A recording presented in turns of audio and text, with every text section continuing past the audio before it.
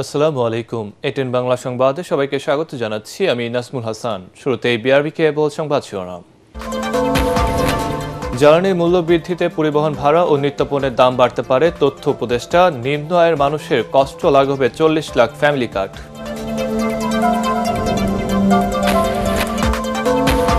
সংসদ সদস্যদের tax free গাড়ি ও প্লট বরাদ্দ না দিতে সরকার ও বিরোধী দল একমত। সংরক্ষিত নারী আসনে মনোনয়নপত্র জমা 53 প্রার্থীর।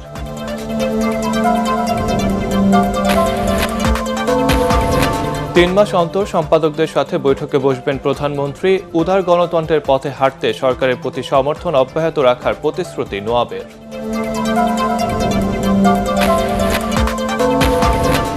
এবং শান্তি চুক্তি না হলে ইরান আবারও বোমা হামলা শুরুর হুঁশিয়ারি ট্রাম্পের। আমেরিকার জন্য বড় চমক অপেক্ষা করছে, পাল্টা সতর্কবার্তা গালিবাফের।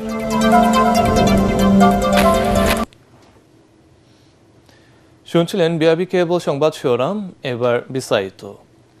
জ্বালানির মূল্য বৃদ্ধিতে পরিবহন ভাড়া ও জিনিসপত্রের দাম বাড়তে পারে, তবে সরকার তা সমন্বয়ের চেষ্টা করছে। সচিবালয়ের সংবাদ সম্মেলনে এসব কথা বলেন প্রধানমন্ত্রীর তথ্য উপদেষ্টা ডক্টর জাহিদুর রহমান। তিনি বলেন, নিম্ন আয়ের মানুষের কষ্ট লাঘবে নতুন করে 40 লাখ ফ্যামিলি কার্ড দেওয়া হবে। এদিকে বাণিজ্য মন্ত্রী জানান, তেলের দাম বাড়ানোর সুযোগে বাজার অস্থিতিশীল করলে কঠোর ব্যবস্থা নেওয়া হবে। রিপোর্টে জানাচ্ছেন মাহবুব কবির চপল। ইনিংসের শুরুতেই ছক্কা মারার কৌশল নিয়েছে বিএনপি সরকার। দেয়া হয়েছে ফ্যামিলি কার্ড, কৃষক কার্ড, ক্রীড়া কার্ড, ইমাম মুয়াজ্জিনদের ভাতা। খনন করা হচ্ছে খাল। তবে বিদ্যুতের লোডশেডিং, জ্বালানির ভোগান্তি আর মূল্যবৃদ্ধির বাউন্সার কিছুটা বেকায়দায় ফেলেছে সরকারকে। সেটা স্বীকার করে প্রধানমন্ত্রীর তথ্য উপদেষ্টা বলছেন, এতে জনগণের উপর চাপ পড়বে, তবে তা সমন্বয়ের চেষ্টা করছে সরকার। জনগণের কিছু ভাড়া তো বাড়বেই এবং দ্রব্যমূল্য বাড়বে, এটা বলে রাখা ভালো। কারণ হচ্ছে ট্রান্সপোর্ট বেড়ে যায়, ট্রান্সপোর্টের খরচ বেড়ে যায়। একটা সরকার কিন্তু ব্যবসায়ীদেরও সরকার। যে মানুষটা বাস চালান, যে মানুষটা ট্রাক চালান, তিনিও এই রাষ্ট্রের নাগরিক। এই সরকার কিন্তু তারও সরকার। সরকারের কাজটা কি? সরকারের কাজ হচ্ছে দুই পক্ষের মাঝখানে থাকা। সবাই আবার সরকার কিন্তু কারো পক্ষ না, সরকার সবার সরকার। সরকার চেষ্টা করবে এমন একটা পয়েন্টে আসা যেখানে সবার কম ক্ষতি হয়। আমরা খেয়াল করি। তিনি জানান, নিম্ন আয়ের মানুষদের কষ্ট লাঘবে নতুন করে 40 লাখ ফ্যামিলি কার্ড দেয়া হবে। এর জন্য বাজেটে লাগবে 14,000 কোটি টাকা। সামাজিক প্রোগ্রাম বাড়ানোই আইএমএফের ঋণ আটকে গেলেও চিন্তিত নয় সরকার। এই বাজেটে আমরা 40 লক্ষ মানুষকে নতুন ফ্যামিলি কার্ড দেব, যাতে প্রায় 13 থেকে 14,000 কোটি টাকা বরাদ্দ হবে। এবং আপনারা কেউ কেউ পত্রিকায় হয়তো দেখেছেন, এই বরাদ্দ রাখার জন্য আইএমএফ এর সাথে সম্ভবত আমাদের নেগোসিয়েশনে কিছু ইস্যুস তৈরি হয়েছে। কিন্তু সরকার জনগণের সবচেয়ে ভালনারেবল, সবচেয়ে দরিদ্র জনগণের পাশে থাকার জন্য এই সিদ্ধান্তে কিন্তু অটল থাকবে। তথ্য উপদেষ্টা জানান, দেশে প্রায় 2 লাখ টন জ্বালানি তেলের মজুদ আছে। অতিরিক্ত চাহিদার কারণেই ভোগান্তি কমছে না। মজুদের খুব বড় সংকট নেই, সাপ্লাইয়েরও খুব বড় সংকট নেই। আরও জাহাজ আসছে। সংকটটা আসলে আমাদের চাহিদা ভীতি অথবা ব্যবসা। আমরা জানি এখনও এগুলো অবশ্যই সরকারের দায়িত্ব দেখভাল করার। কোনো জায়গায় বেশি দামে জ্বালানি বিক্রি হচ্ছে, সুতরাং এই জ্বালানি নেওয়ার প্রবণতা বেড়েছে। সংকটটা আসলে মূলত সেটা থেকে হচ্ছে। এদিকে বাণিজ্য মন্ত্রী জানান, তেলের দাম বৃদ্ধিতে বাজারে বড় ধরনের প্রভাব পড়বে না। কেউ সিন্ডিকেটের চেষ্টা করলে কঠোর ব্যবস্থা নেওয়া হবে। এই সরকার মানুষের মনোনীত নির্বাচিত সরকার। এই সরকার কোনো ব্যক্তি বা কোনো গুটি কয়েক ব্যক্তির হাতে 18 কোটি মানুষকে জিম্মি হতে দিবে না, সেটা যে নিরিখেই হোক না কেন। এটি নিশ্চয়তা আমি আপনাকে দিতে পারি। নিত্যপণ্যের যথেষ্ট মজুদ আছে বলেও জানান তিনি। আমাদের আমদানি পরিস্থিতি স্থিতিশীল আছে। মাহবুব কবির চপল, এটিএন বাংলা, ঢাকা। সরকার জ্বালানি তেলের পর্যাপ্ত মজুদের কথা বললেও দুর্ভোগ কমছে না গ্রাহকদের। ঘন্টার পর ঘন্টা লাইনে দাঁড়িয়েও মিলছে না তেল। রাজধানীর বেশ কিছু পাম্পে ফুয়েল অ্যাপ ছাড়া তেল না দেওয়ার নতুন করে তৈরি হয়েছে ভোগান্তি। সম্প্রতি বিশ্ববাজারের সাথে সমন্বয় করে সরকার জ্বালানি তেলের দাম বাড়ায়। এ সুযোগে পরিবহন মালিকরা যাতে অযৌক্তিক ভাড়া বৃদ্ধি করতে না পারে, সেদিকে সরকারের নজর রাখার দাবি জানিয়েছেন যাত্রীরা। সাজ্জাদ জাহানের রিপোর্ট। একদিকে তীব্র রোদ, অন্যদিকে জ্বালানি সরবরাহের দীর্ঘ লাইনে ঘন্টার পর ঘন্টা অপেক্ষা করে নাজেহাল অবস্থা গ্রাহকদের। ৮ থেকে ১০ ঘন্টা লাইনে দাঁড়িয়ে তেল না পেয়ে হতাশা নিয়ে ফিরতে হচ্ছে তাদের। বিশ্ববাজারের সাথে সামঞ্জস্য রেখে সরকার সব ধরনের জ্বালানি তেলের দাম বাড়ানোর পরও পাম্পগুলোতে দেখা যাচ্ছে গাড়ির দীর্ঘ সারি। নির্দিষ্ট কিছু পাম্পে তেল দেওয়ার কারণে এই লাইনটা দীর্ঘ হয়ে যাচ্ছে। তেল নিয়ে এরা বিক্রি করে বাইরে মনে হয়, এই কারণে এই অবস্থা। ডেপোতে তেল তাদের ঠিক আছে, কিন্তু আমার পাম্প তারা কি তেল কি আনতেছে কিনা নাকি অন্য কোনো জায়গায় মজুত করতেছে। তবে রাজধানীর বেশ কিছু পাম্পে ফুয়েল অ্যাপ ছাড়া তেল না দেয়ায় নতুন ভোগান্তি তৈরি হচ্ছে বলে অভিযোগ মোটরসাইকেল চালকদের। ফুয়েল পাসের বাইরে কাউকে দিতেছে না, 1 লিটার হাফ লিটারও দিচ্ছে না। ফুয়েল পাসের বিষয়ে আরো এক সপ্তাহ আগে থেকে বলা হয়েছে ফুয়েল পাসের মাধ্যমে তেল দেওয়া হবে। যারা সচেতন তারা তো অ্যাক্টিভ আছেই। ফুয়েল পাসে তেল দিচ্ছে, এটা একটা ভালো, আমি এটাকে সাধুবাদ জানাই। এদিকে জ্বালানি তেলের মূল্য বৃদ্ধির পর জনমনে পরিবহন ভাড়া বৃদ্ধির নতুন শঙ্কা তৈরি হচ্ছে।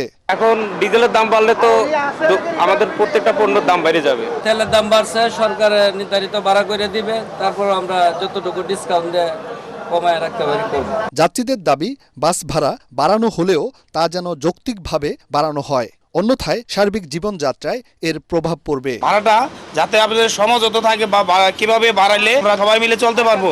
বিশ্ববাজারে জ্বালানি তেলের মূল্য বৃদ্ধি পাল্টে দিচ্ছে অর্থনীতির হিসেব নিকেশ। দেশের মানুষ যাতে এই সংকটে খুব বেশি ভোগান্তিতে না পড়ে সেজন্য সরকারের বিচক্ষণতা প্রত্যাশা করছেন সংশ্লিষ্টরা।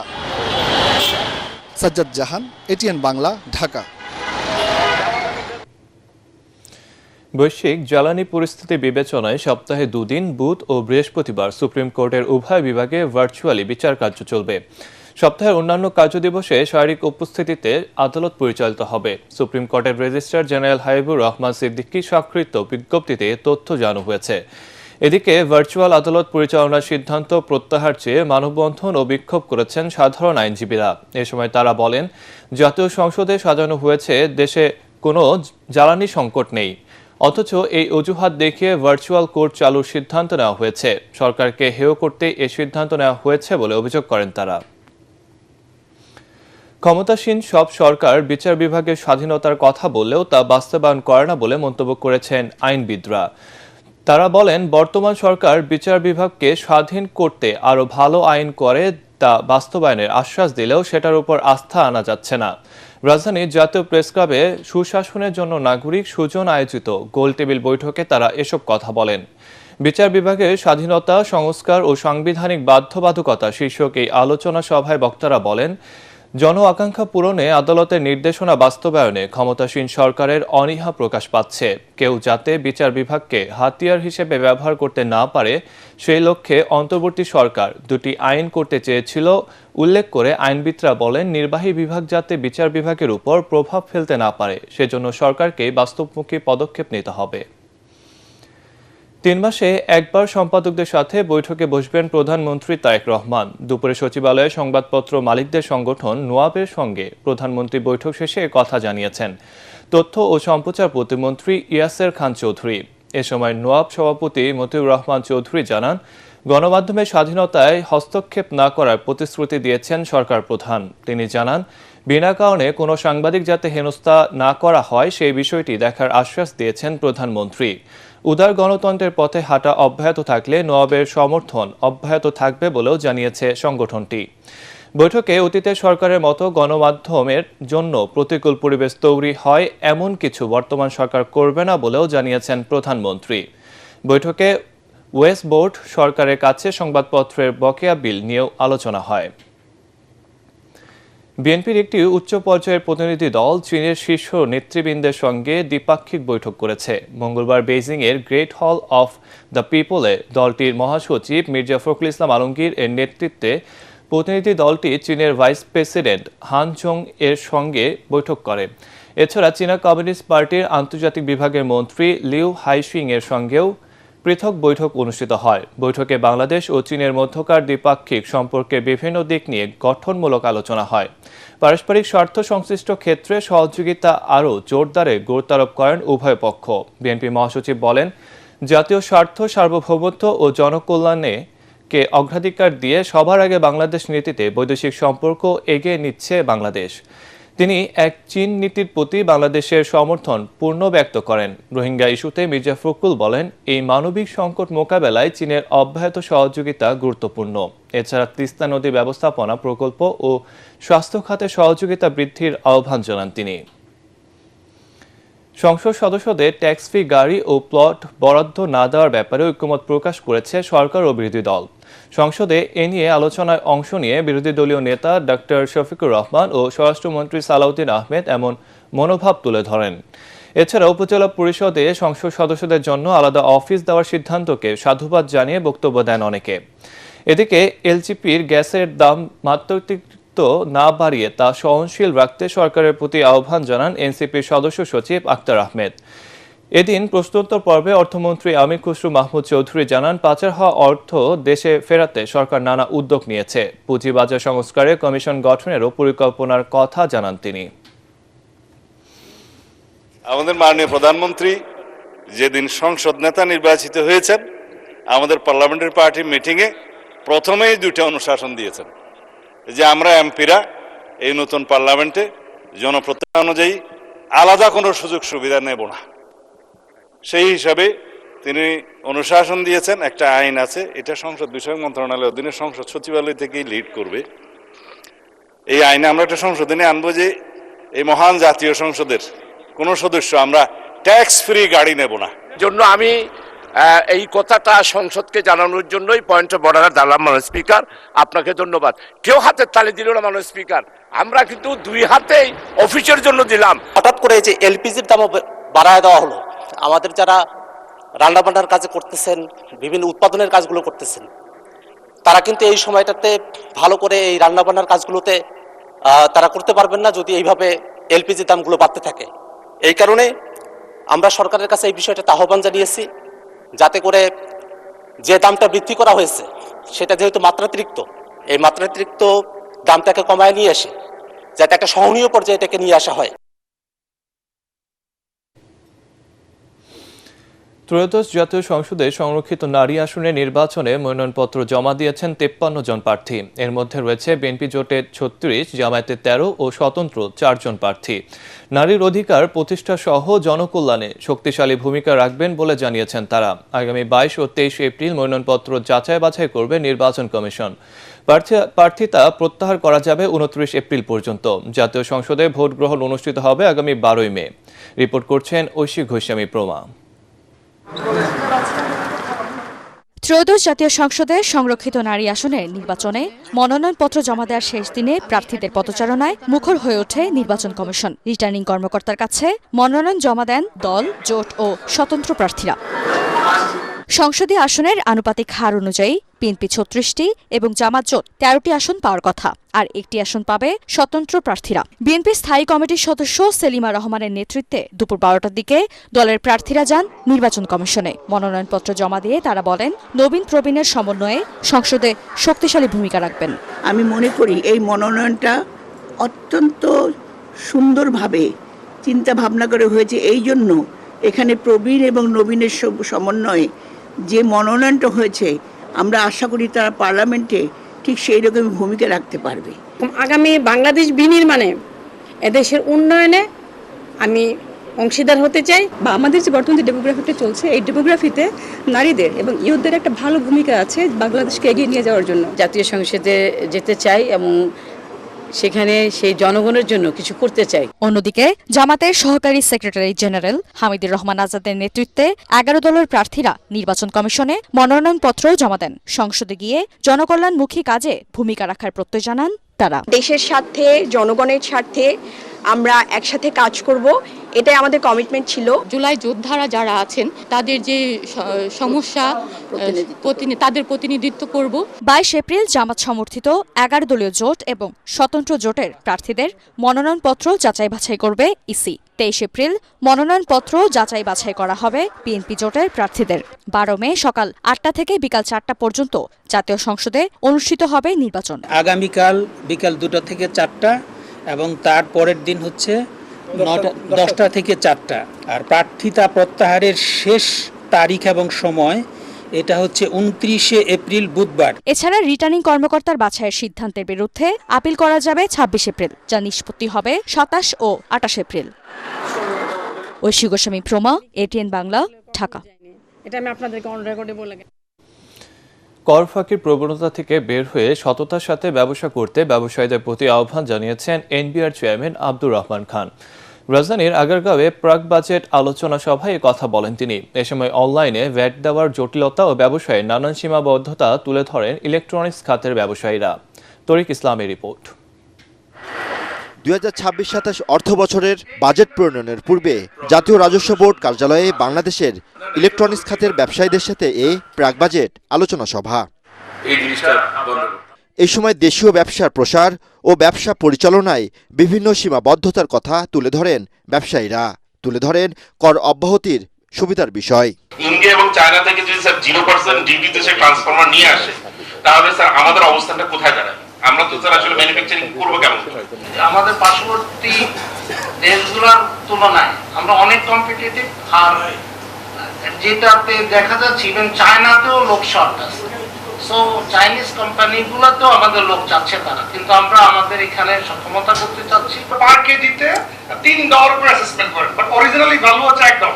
এটা তো গ্লোবাল মার্কেটের সিম্পল ইস্যু, এটা সব ব্যবসায়ীদের এটা প্রয়োজন স্যার, কিন্তু ওটা স্যার আজ পর্যন্ত কিন্তু কমে নাই। এগ্রিকালচার হিসেবে দেখেন, কৃষি মেশিনারি পাম্পটাকে দেখেন, ট্যালি হয়ে যায়। আমরা অনেক বড় বড় কথা বলি। আলোচনা সভায় এনবিআর চেয়ারম্যান সবাইকে কর দেওয়ার আহ্বান জানান। একই সাথে কর ফাঁকির প্রবণতা থেকে বের হয়ে আসার উপর গুরুত্ব আরোপ করেন। আমাদেরকে মেন্টালি প্রিপেয়ার থাকতে হবে। এই জাতিটা যদি ঋণ মুক্ত থাকতে চায় এবং দেশ যদি ঠিকমতো চলতে চায়, তাহলে আসলে আমাদের রাজস্ব লাগবে। A to Z সবাইকে রাজস্ব দিতে হবে। রাজস্বের ব্যাপারে কম্প্রোমাইজ করা যাবে না। আপনাদের যেটা বললেন কমপ্লায়েন্সের কথা, যেটা বললাম, আমরা সহজ করে দিচ্ছি সবকিছু, যাতে আপনারা সহজে কমপ্লাই করতে পারেন। আইন কানুনগুলোকে যতটা সম্ভব আমরা সহজীকরণ করব। স্থানীয় শিল্পের সুরক্ষায় প্রয়োজনীয় ব্যবস্থা নেওয়া হবে বলেও জানান এনবিআর চেয়ারম্যান। বড় আকারে কিন্তু মিডিয়াকে জানান। তরিক ইসলাম, এটিএন বাংলা, ঢাকা। শুরু হলো এসএসসি ও সমমানের পরীক্ষা। মঙ্গলবার একযোগে দেশের ৩,৮৮৫ কেন্দ্রে পরীক্ষায় বসে শিক্ষার্থীরা। ৯টি সাধারণ শিক্ষা বোর্ড এবং মাদ্রাসা ও কারিগরি বোর্ডেও আওতায় পরীক্ষায় অংশ নিয়েছেন ১৮,৯৭,৩৩৪ জন শিক্ষার্থী।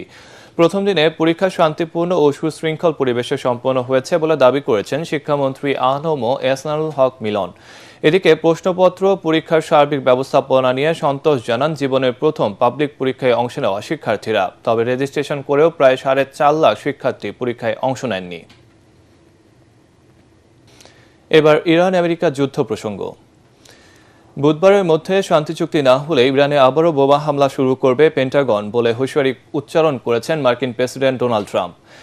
সিএনবিসির সাথে এক সাক্ষাৎকারে তিনি বলেন, সময় ফুরিয়ে যাচ্ছে, যুক্তরাষ্ট্রের সেনা এবং যুদ্ধজাহাজগুলো সম্পূর্ণ প্রস্তুত। অন্যদিকে যুদ্ধ শুরু হলে আমেরিকার জন্য বেশ বড় চমক অপেক্ষা করছে বলে পাল্টা সতর্কবার্তা দিয়েছেন ইরানের পার্লামেন্টের স্পিকার মোহাম্মদ বাঘের গালিবাফ।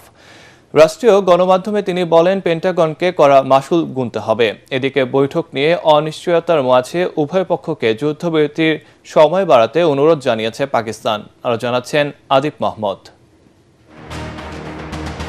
বুধবার শেষ হচ্ছে আমেরিকা ইরান যুদ্ধবিরতি।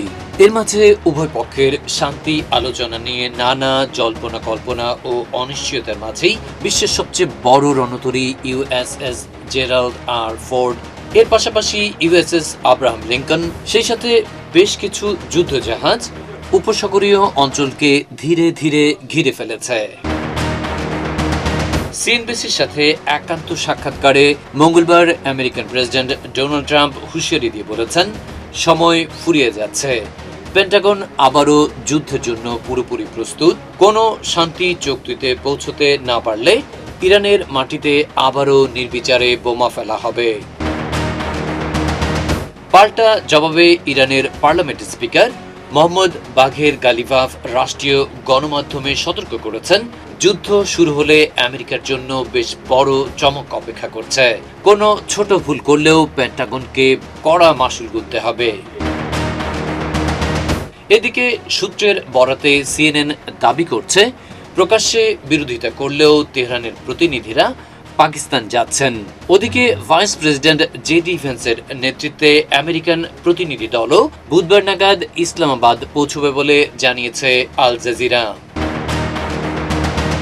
অন্যদিকে বৈঠক নিয়ে যত অনিশ্চয়তাই থাকুক না কেন, পাকিস্তানের রাজধানী নিরাপত্তার চাদরে ঢেকে ফেলা হয়েছে। 20,000-এর বেশি আইন শৃঙ্খলা বাহিনীর সদস্য শহরে টহল দিচ্ছে, আর আলোচনার সম্ভাব্য হোটেল ঘিরে রাখা হয়েছে। এর মাঝেই উভয় পক্ষকে যুদ্ধবিরতির সময় বাড়াতে অনুরোধ জানিয়েছে পাকিস্তান। আদিব মোহাম্মদ, ATN বাংলা।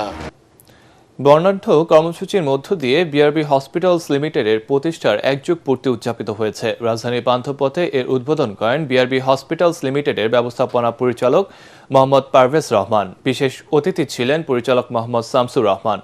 সভাপতিত্ব করেন প্রধান নির্বাহী কর্মকর্তা লোকমান হোসেন মিয়া। অনুষ্ঠানে বিআরবি হসপিটালসের কনসালটেন্ট, ডাক্তার, নার্স, টেকনিশিয়ান, অন্যান্য বিভাগের বিভাগীয় প্রধান কর্মকর্তা কর্মচারীরা উপস্থিত ছিলেন। বক্তারা স্বাস্থ্য খাতে আন্তর্জাতিক মানদণ্ড বজায় রেখে উন্নত চিকিৎসা সেবা প্রদানে বিআরবি হসপিটালসকে ধন্যবাদ জানায়।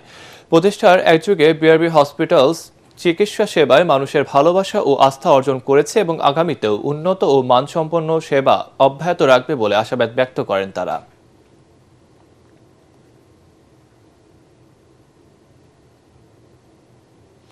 এবার আন্তর্জাতিক সংবাদ।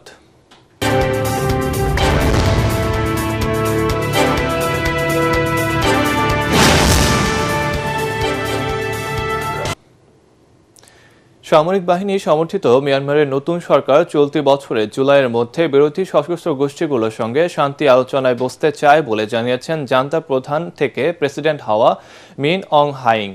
বার্তা সংস্থা রয়টার্সের এক প্রতিবেদনে জানায়, সরকারি এক বৈঠককে হাইং বিদ্রোহীদের আলোচনায় আসার এই প্রস্তাব দেন।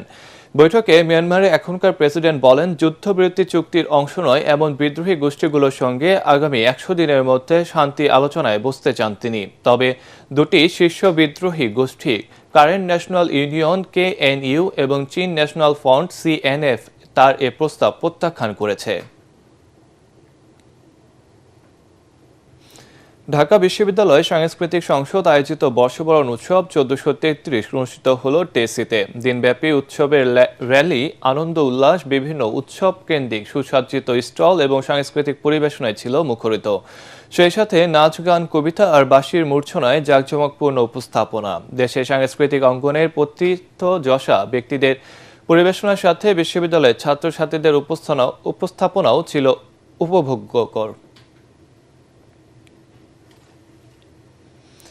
এবার খেলার খবর।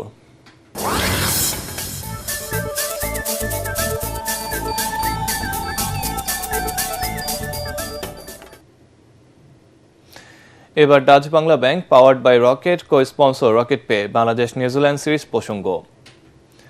নিউজিল্যান্ডের বিপক্ষে চমক রেখে প্রথম টি20-র জন্য দল ঘোষণা করেছে বিসিবি। এই প্রথম জাতীয় দলে ডাক পেয়েছেন অলরাউন্ডার আব্দুল গাফফার সাকলাইন।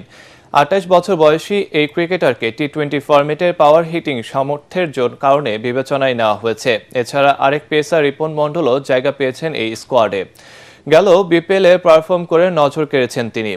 এই 2 ম্যাচের অভিজ্ঞতা পেসার মুস্তাফিজুর রহমান, তাসকিন আহমেদ এবং নাহিদ রানাকে বিশ্রামে রাখা হয়েছে।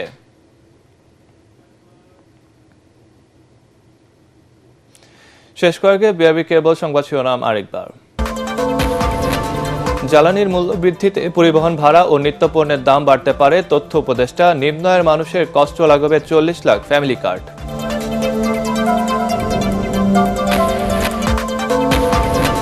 সংসদ সদস্যদের ট্যাক্স ফি, গাড়ি ও প্লট বরাদ্দ না দিতে সরকার ও বিরোধী দল একমত। সংরক্ষিত নারী আসনে মনোনয়নপত্র জমা 53 প্রার্থীর।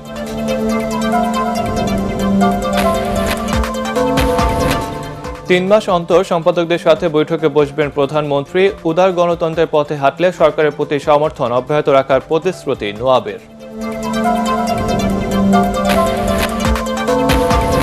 এবং শান্তি চুক্তি না হলে ইরানে আবারও বোমা হামলা শুরুর হুঁশিয়ারি ট্রাম্পের। আমেরিকার জন্য বড় চমক অপেক্ষা করছে, পাল্টা সতর্কবার্তা গালিবাফের।